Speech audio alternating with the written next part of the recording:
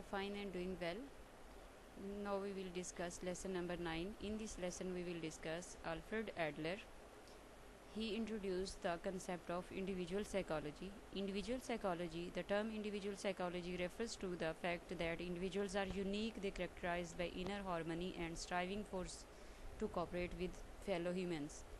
कि ह्यूमन, ये जो टर्म है इसमें ये कि ह्यूमंस जो हैं वो यूनिक हैं और उनके अंदर हारमनी है और वो उनके अंदर एक जो फोर्स है जो कि उन्हें कहती है कि अपने दूसरे फेलोज़ के साथ कोऑपरेट करें. It doesn't mean that human beings are selfish, aggressive और motivated to satisfy their own biological needs. इसका ये मतलब नहीं है कि वो सेल्फिश हूँ या अग्रेसिव हूँ. His theory focuses on the whole individual. The whole is more than the sum of its parts. Focus जो होल के ऊपर किया गया. अब हम इसके कुछ जो थ्योरी के पार्ट्स हैं उनको डिस्कस करेंगे. Organs of inferiority and compensation. According to Adler, some of us are born with weak eyes, others with weak stomach, some weak hearts, and still other with damaged limbs. These biological deficiencies or shortcomings create problems for people. ये कहते हैं कि inferiority और compensation का concept दिया और इसमें इन्होंने बताया कि हम लोग जो हैं कुछ वीक आइज़ के साथ पैदा होते हैं, कुछ का स्टमक का इशू होता है, हार्ट का, लिम्स का, और ये सारी डेफिशिएंसीज जो हैं, शॉर्टकमिंग्स जो हैं, ये लोगों में प्रॉब्लम क्रिएट करती हैं. An individual with organ inferiority compensate for his particular weakness by concentrating on its development or by emphasizing other functions which make up for the weakness. इसमें क्या होता है कि जो एक उसका वीक पॉइंट है उसकी वजह से जो उसका फोकस होता है वो दूसरे पे ज़्यादा हो जाता है. For example, a blind person may concentrate on the development of his auditory skills, या मे बी वो फोकस करेगा दूसरी मोडेलिटी जैसे टच है या फीलिंग्स हैं. अगर एक ब्लाइंड पर्सन है तो ऑडिटरी या दूसरी टच वगैरह की जो स्किल्स होंगी उनके ऊपर ज़्यादा फोकस करेगा. We have many examples. Helen Keller जो है वो ब्लाइंड थी, डेफ थी, लेकिन उसने बहुत ज़्यादा काम किया और उसका फोकस जो था ज़्यादा से ज़्यादा सेंस ऑफ टच के ऊपर था.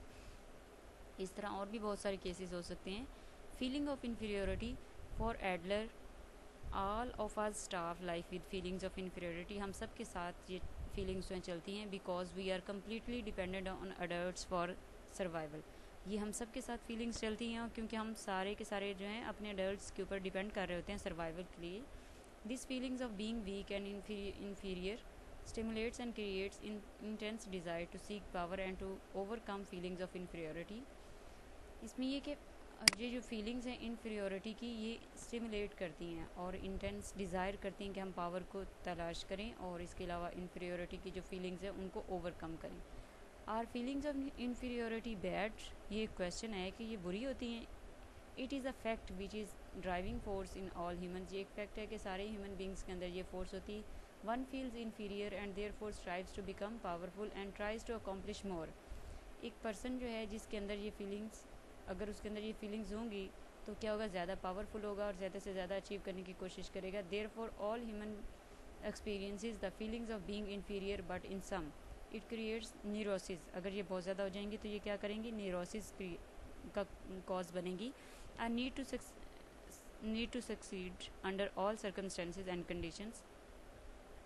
Next point is striving for superiority. Striving for superiority is an individual's superiority to strive for a superior or perfect society. एक perfect society या perfect individual बनने की कोशिश करना. This could be beneficial as well as harmful. If a person concentrates on fulfilling his personal needs and ignores others' needs, the society then suffer from superiority complex. अगर एक individual just अपनी needs के ऊपर काम करेगा, society की needs को ignore कर देगा, तो उससे क्या होगा कि superiority complex आ जाएगा. One individual tries to domineering, arrogant and tries to deceive others. दूसरों को धोखा देने की कोशिश करेगा. This is self-centered, selfish individual.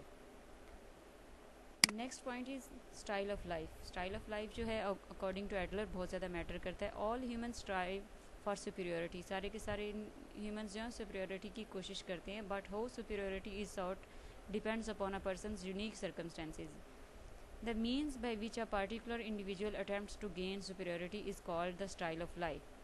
अगर ये एक मीन जो है उसमें कोशिश की, ये एक ऐसा मीन है जिसमें एक इंडिविजुअल जो है सुपीरियोरिटी को एक तरीके से गेन करने की कोशिश करता है, उसको हम कहते हैं style of life. A person style of life provide him with his identity and it determines how he will solve his problem.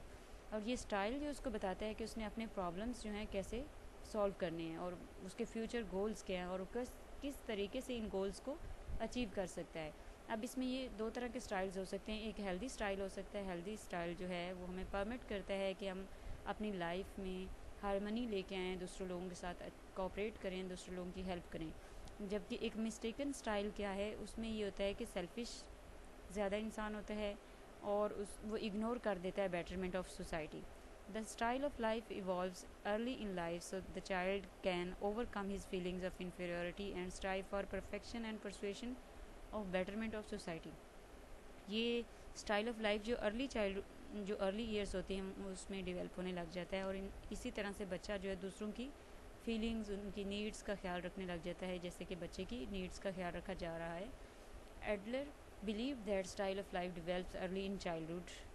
Adler का ये बिलीव था कि ये अर्ली चाइल्डहुड में होता है, जबकि एरिक एरिक्सन जो हैं उन्होंने भी स्टाइल ऑफ लाइफ पे बात की थी, सेल्फ आइडेंटिटी की, और उन्होंने कहा था कि ये लेट एडोलसेंस में डिवेल्प होता है। यहाँ तक